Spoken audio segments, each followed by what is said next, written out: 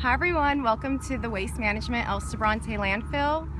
We're just waiting for more folks to join, but right now you're looking at one of our falcons. Her name is Serena.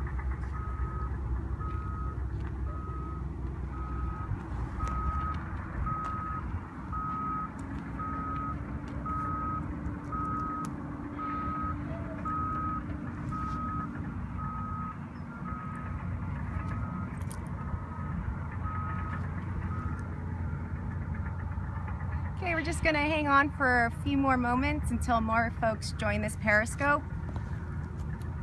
Right now we're here at the Waste Management El Sobrante Landfill and we're looking at one of our trained falcons.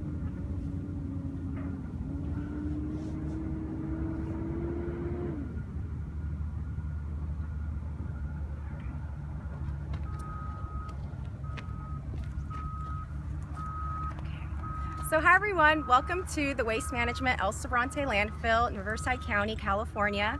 My name is Miriam Cardenas and I am a Community Affairs Rep for Waste Management. I'm so excited to talk to you today about our Falcon program. No big surprise, landfills are designed and engineered to protect the environment. We have a liner system, we have our gas collection program, but we also watch out for things such as litter, so in comes our Falcon program.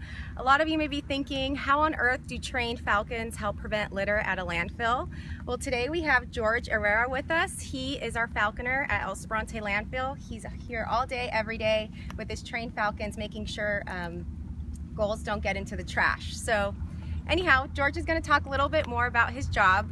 Jorge, can you please, share a little bit more about what you do here? Good morning. This is Serena, and her job here is to pretty much fly and be just natural, be herself. So she'll fly, exercise, and all that activity. What it does is the seagulls or gulls see a real-life predator in the area flying around, and they don't want to be near or around the area where she's at, so they stay clear. So this, if you think about it, doesn't allow them to go into the trash. So we really prevent them from scavenging. They'll pick up what they think is food and carry it, and when they realize it's not food, they drop it, so they can drop it in surrounding areas, and we want to avoid that. And so this is what her job is just to be a real-life scarecrow. She just scares them away. And if you think about it, it just comes down to natural instinct, fight versus flight. Prey are going to fly away, predators are going to fight. With that said, she doesn't even have to fight. She just has to be herself. Like I said, she just flies. As soon as she opens her wings and takes off, the prey, which is the seagulls, don't want to be near. And you can see she's wearing a leather hood. I made it for her. It keeps her calm. These guys have really sensitive eyes. Their eyesight is their keen sense. You'll notice these two antennas hanging off of her anklets. These are leather anklets right here. This is telemetry. And so if you ever look up falconry online, if you Google it, the only thing that's changed in the 2,000 plus years falconry's been around is technology. We can track our birds now. So this is just a regular transmitter, sends out a beeping. This does both, but it's also, you'll notice, it says GPS. This is some new technology that we have, and you'll notice it's small. And that's the biggest thing. We want this to be small because weight is a big thing with the birds. When they're flying, they want to be light so they can fly. And so what I'm gonna do is I'm gonna do a demo for you guys. You guys are gonna see what it is we do, which is we bring about the natural stoop behavior. So when she's flying, the seagulls get scattered, they get scared, they leave. Or if they're hanging around up in the sky, then I do what's called lure stooping. So this right here is my lure. It's a leather pouch, and you can see the leather skirt. So all I have to do pretty much is swing it, and what happens is the falcon tucks in and starts dive bombing, stooping. And it's pretty much, think of it as a game of cat and mouse. If she touches it, she gets rewarded food. So there's a big, strong association of food with this. So just think of this as food. I'm swinging food. That's how she looks at it. If she touches it, I reward her with food, and it's a farm-raised quail. That's her treat. So if you think about it, she's not focused on the gull, she's just focused on me. And you'll see the immediate response. I'll cut her loose. You guys will see her fly around. I'll blow my whistle. That's the cue.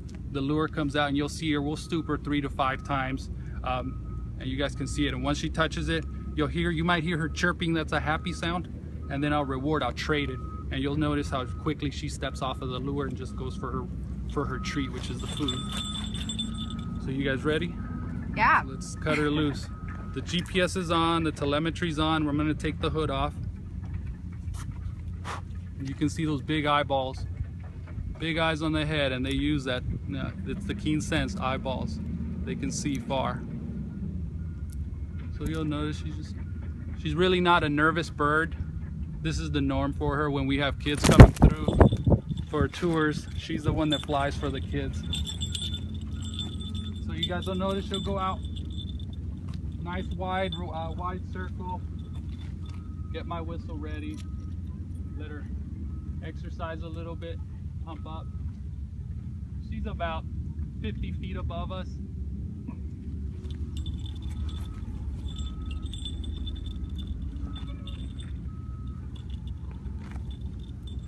All right, I'm gonna call her in and try to keep her close so you guys can see the stooping pretty close.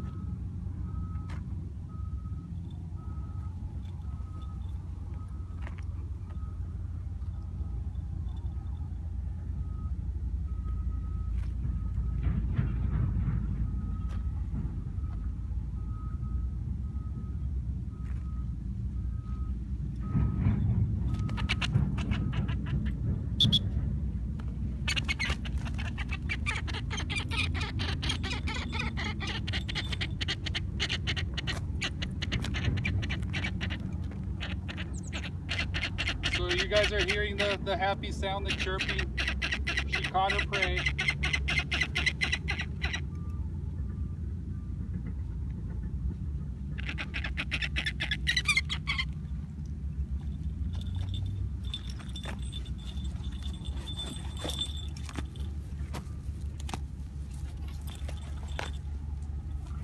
So now I'm taking off a transmitter and putting her Jess. That's how I hold on to her, because she's done. She's eating her reward and she'll get a break.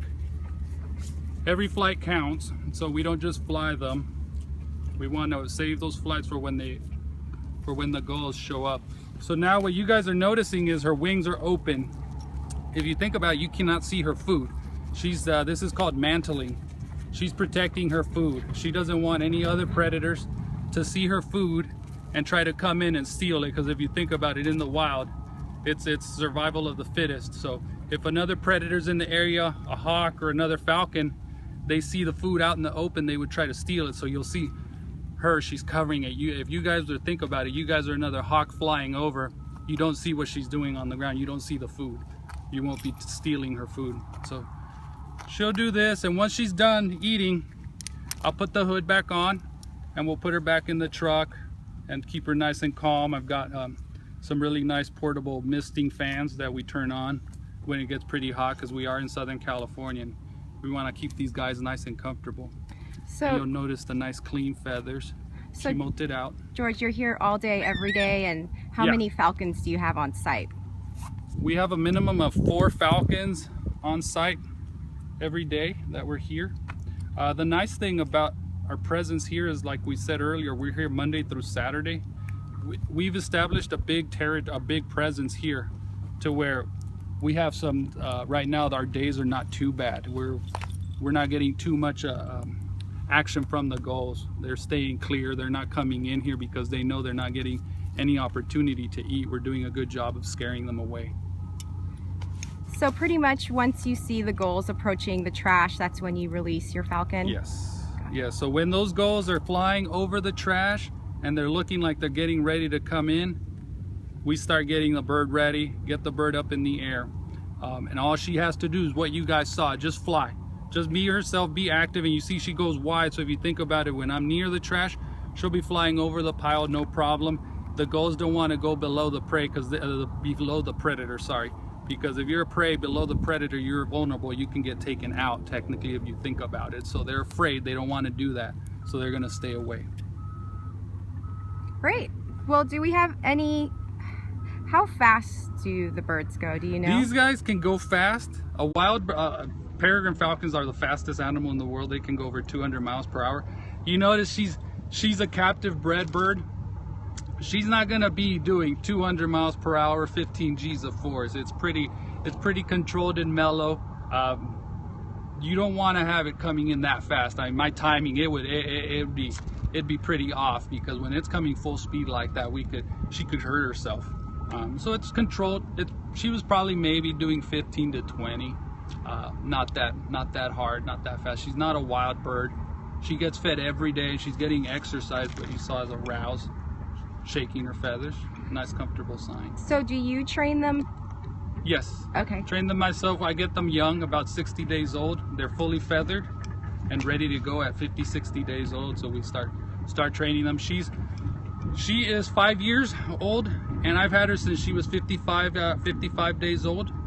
And she's been here at El Sobrante 5 years working. This is kind of her backyard. She knows this area really well, which is nice because she's a mature, experienced bird. She's got the job experience here at this site. I could have anyone behind the screens right now that's looking at us come out to this job site and cut her loose. She would know what to do. The person might not know what to do, but she would. Great. So someone asked what's on her head. This is a leather hood. If you ever meet a falconer or see, we use the hood to keep them calm. Their keen senses eyesight. So when I transport them, they're in the back of my truck. I don't want them seeing out the window because they might see something that's going to get them excited, and we don't want them jumping around. They can break their feathers, and they use their feathers to fly. So it's a fitted hood, so they come in different sizes. So it's a custom. It doesn't do any harm to her. She can't see out of it. That's it. Just keeps her nice and calm, like you see. And so she's panting. She got her workout. In a bit she'll be in the truck. I'll turn on the fans and the misters, and she'll be nice and cool. All right, so do we have any final questions before we end this Periscope?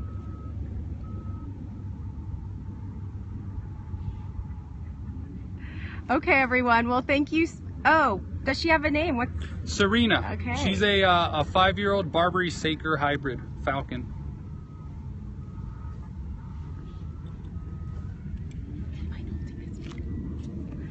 So just wanted to say thank you to everyone for joining us today at the Waste Management El Sobrante Landfill in Riverside County. Thanks for your really good questions. We hope you learned a lot about our falcon program and how we prevent litter here at our sites. And until next time, thanks a lot. Thank you.